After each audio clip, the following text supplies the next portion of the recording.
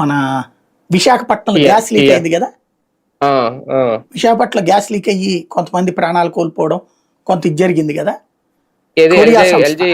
LG polymers దాన్ని మూయిపించింది ఎవరు, దాన్ని వెంటాడింది ఎవరు, వేటాడింది ఎవరు? వీళ్ళ ఒత్తిడికి జగన్ క్లోజ్ చేశాడు ఆ పరిశ్రమ.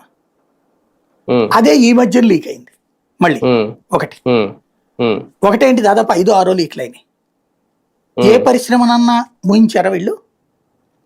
అంటే ఎవరి హయాంలో పరిశ్రమలు మూయించినట్టు? జగన్ హయాంలో పరిశ్రమ మూయించినట్టు ఎవరు మూయించారు? ప్రతిపక్షం. కోర్టుకు వెళ్ళారు, కోర్టు మూయమని చెప్పింది. అంటే ఎవరు మూయించారు అప్పుడు? ఎవరు పారిశ్రామికవేత్తలను బెదిరించారు? ఎవరు పారిశ్రామికవేత్తలను వేధించారు? పరిశ్రమలు అన్నాక ప్రమాదాలు జరుగుతుంటాయి. జరిగినప్పుడు వేధించింది, వెంటపడింది ఎవరు?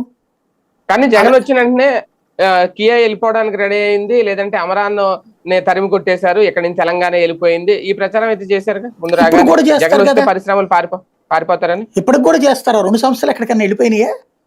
వెళ్ళలేదు, కానీ ప్రచారం వెళ్ళిపోయినట్టే చేశారు లేదు ఇప్పటిదాకా కూడా.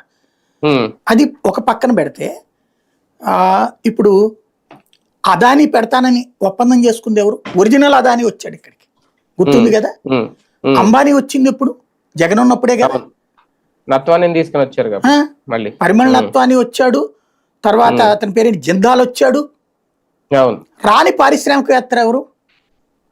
ప్రపంచ ప్రముఖ పారిశ్రామికవేత్తలు భారతదేశం నుంచి ప్రపంచంలో లీడ్ చేస్తున్న వాళ్ళు అందరూ వచ్చారు కదా.